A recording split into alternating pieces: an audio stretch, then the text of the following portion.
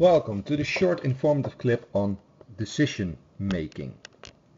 As you know by now, decision making is part of the so-called policy cycle. According to this cycle, policies go through different phases, 4 to be precise, and together with policy formulation, decision making is part of the second phase of that cycle. This clip builds on the previous clip about policy formulation. In that clip I used the example of the legal drinking age. And I will discuss decision making in this clip using that very same example. On the 26th of February 2013, the plan for raising the legal drinking age was treated in Dutch Parliament, the so-called second chamber. A vast majority voted in favor of this new policy. Out of a total of 150 members of parliament, 116 voted yes and only 34 members voted against raising the legal drinking age. And so it was agreed that this new law would come into force from the 1st of January 2014. This is an example of what we call decision making. Decision making is about adopting a certain policy proposal in order to turn it into a binding decision. As the concept already suggests, decision making is about making a decision with regard to a certain policy proposal. Or to put it in other words, it's about whether a policy gets adopted or not. Policy adoption and decision making are two words for the same thing. Decision making takes place in the legislative bodies of government. Please remember Montesquieu's idea of the separation of power. He distinguished between the executive, judiciary and legislature. And according to Montesquieu, the legislature should be the branch of government concerned with decision making. A most straightforward example of a legislative body is a national parliament. Take for example the German parliament, the Bundestag, or take the Polish parliament, called the Sejm, or take the parliament that is probably most famous worldwide, USA's Congress. All these parliaments consist of directly elected officials, representatives. They represent the people. Most parliaments have a simple procedural rule. If a majority votes in favor of a policy proposal, that policy is adopted.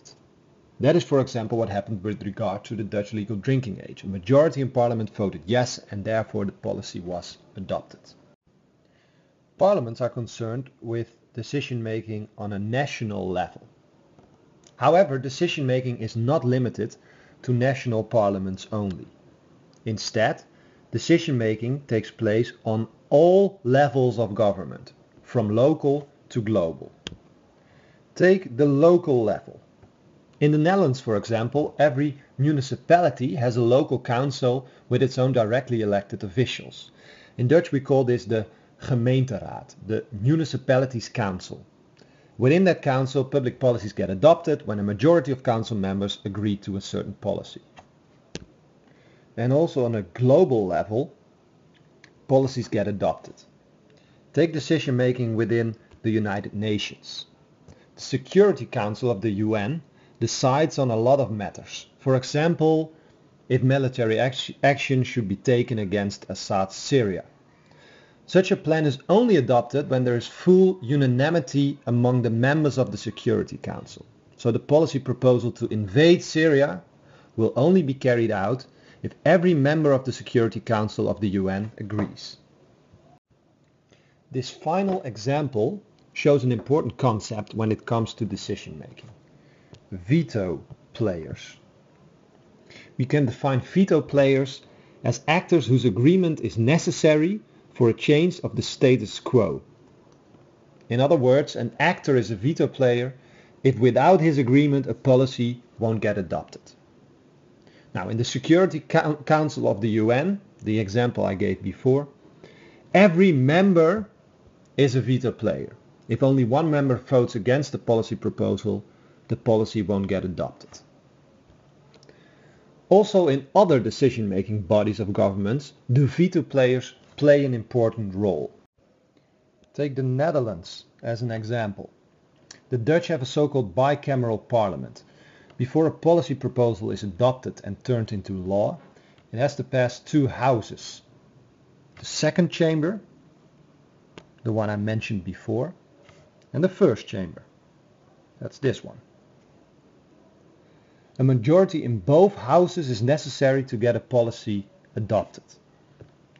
Now, the current coalition government, consisting of the Liberal VVD and the Socialist PvdA, have a majority in the second chamber, so that's this one, but they don't have a majority in the first, this one. And for that reason they try to get support from smaller opposition parties, because without their consent policies could get voted down in the first chamber. In other words, these smaller opposition parties are veto players.